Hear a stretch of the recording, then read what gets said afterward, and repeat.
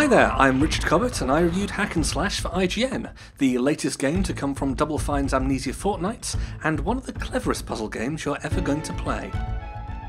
Now the idea behind that perfect pun is that you're an adventurer who stumbles across a special USB sword that lets her reprogram the universe by literally hacking it, though she doesn't do that much slashing.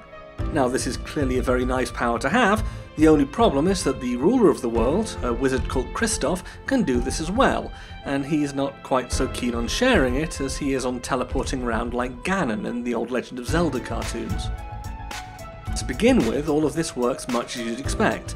If you hit a block with a sword, then as long as it has a USB port, you can control how it moves. Hit an enemy and you can do things like flip its faction alignment and alter how much damage it does. Alternatively, you can leave it an enemy but switch its damage to a minus amount and let it bounce harmlessly off, healing you with every attack. Now, this is already a really clever gimmick and more than enough to base a whole game around. The dialogue is funny, as you'd expect from a Double Fine game, and the world extremely pretty and full of charm, though the game underlying it all does have a few issues that we'll get to in a second. It's also really happy to let you break things. If you set, say, this turtle spawner to keep spewing them out infinitely, it'll keep doing that until your PC grinds to a halt.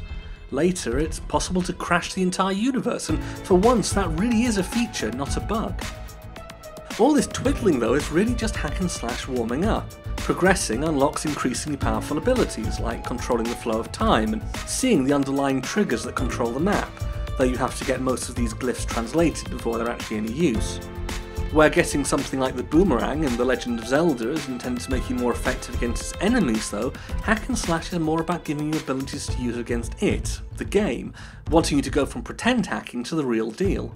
By the third act, that means you've gone from dealing with menus to dealing directly with code, albeit still in a hands-on way rather than typing in lines directly. Ultimately, you have enough access to the game to hack it properly, and make mods that can be distributed via the Steam Workshop, though I'm not entirely sure exactly what Double Fine expects to see from this. I'll give it this though, it's definitely the first game I've seen whose debut mod was a proof of concept of how weaknesses in the Lua standard libraries can allow arbitrary code execution rather than a race to take the heroine's top off. All of this makes for a really cool puzzle game, one that starts with a clever idea then picks it up and runs with it. Now there are however some problems that stop it being all it could be, and not least of them a few too many bugs. Hack and Slash also drops the ball on a surprising number of the basics, from simply getting around the map from this slightly odd perspective to collision issues even when standing still on a platform. And some of the design is just odd, like this puzzle. All you have to do is alter the offset on these rings to make a space, but the terminals that do that are so far away from the actual puzzle that it's a real pain to see what you're doing and get everything to line up. Having to rely on floating platforms to get to each of them in turn quickly turns it from challenge to just frustration, even though the puzzle itself really isn't that hard. Hack and Slash also isn't very good about giving advice, on either solving its puzzles or even making it clear whether or not you can. These infinite woods, for instance, which you find at the start, can't be solved until you have an item from the next act. Likewise, this series of puzzles has no obvious order, leading to a lot of backtracking and trying to work out if you're ready yet. Now this becomes a real issue in Act 4, technically the third act, don't ask, when the programming side really kicks in. Now the basic puzzles are solid. In this one, for instance, we need to extend a bridge over this gap, but by default it only goes out 4 blocks. Using a magic item, we dive into its code, change this to a larger number, and presto, one bridge.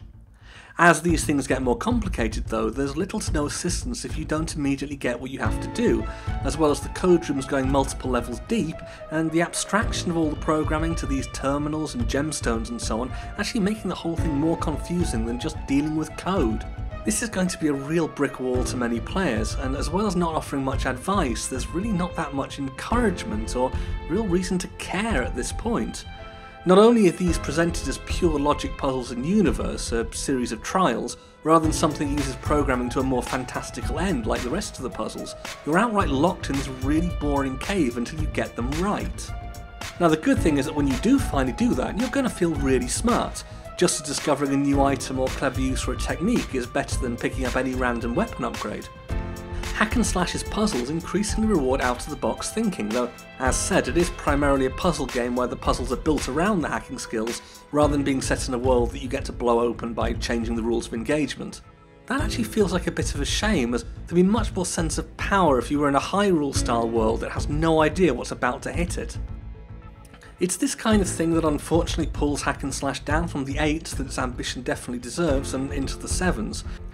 There's just a few too many bugs, a few too many slow patches, and honestly just a few too many moments where the cleverness of the game ends up being a bit too clever for its own good.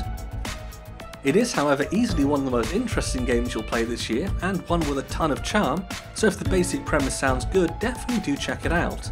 If you get stuck, there's always the forums, and after that, who knows?